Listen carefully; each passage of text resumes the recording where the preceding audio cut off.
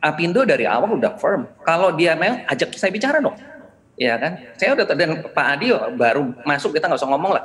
Saya dari awal, dari sebelum undang-undang jadi kok, saya tahu persis proses ini, gitu. Dan saya pastikan di sini dari Apindo tidak ada yang diajak bicara. Mungkin yang diajak bicara adalah pengusaha developer. Akhirnya ceritanya beda lagi kalau developer, karena developer punya kepentingan.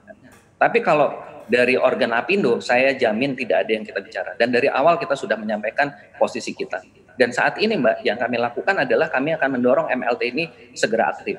Dan untuk Tapera sendiri, kami sarankan kepada pemerintah, kepada DPR, lebih baik konsentrasinya fokus hanya di aparatur sipil negara, TNI, Polri, dan masyarakat berpenghasilan rendah. Sedangkan untuk pekerja, baik itu swasta, BUMN maupun mandiri, itu harus tetap ada di BPJS Tenagakerjaan.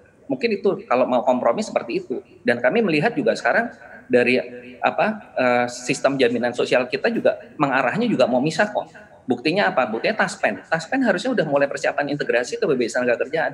Apa yang kita lihat? Harusnya mereka sudah mulai aparatur sipil negara itu membayar iuran JHT-nya ke BPJS Tenagakerjaan. Tapi sampai sekarang kan nggak ada. Jadi kalau udah seperti itu, ya udah sekalian pisah saja.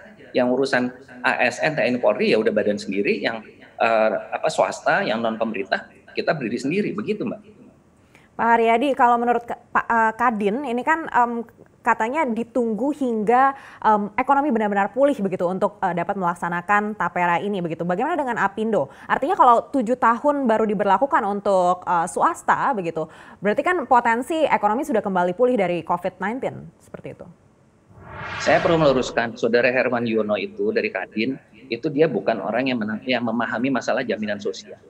Beliau itu lebih memahami masalah perpajakan, Mbak. Jadi CNBC nanyanya sama orang yang kurang tepat gitu. Jadi jawabannya seperti itu. Jadi ya kita perkaranya bukan perkara menunggu ini, nggak ada urusannya dengan masalah pandemi, Mbak. Ini masalah prinsip kalau untuk Apindo ya.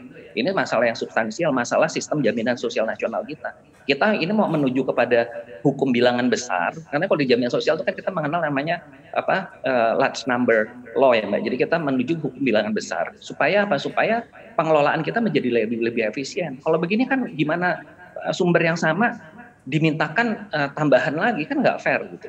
Jadi itu yang ya prinsip Mbak, prinsip dari jaminan sosial kita dengan program seperti ini menjadi terdistorsi. Itu yang malah harus dipahami. Artinya menurut Anda Pak Haryadi, apakah program ini sepenuhnya tidak efektif atau masih ada solusi lain yang bisa dilakukan agar membuat program ini lebih efektif?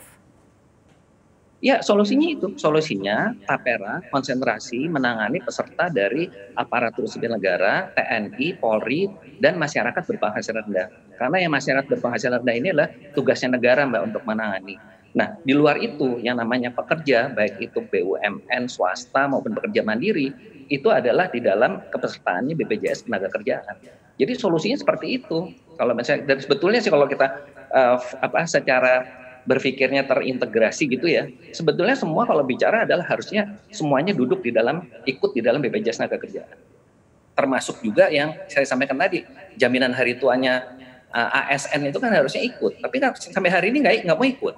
Nanti juga nih pensiun harus terintegrasi tahun 2029, nanti ada manuver lagi bikin badan jaminan baru khusus untuk aparatur sipil negara gitu. Nah itu menurut saya ya kalau memang mau begitu ya udah kita pisah aja sekarang, yang urusannya terkait dengan pemerintahan sendiri, yang terkait dengan swasta sendiri. Mungkin begitu desainnya nanti ke depan.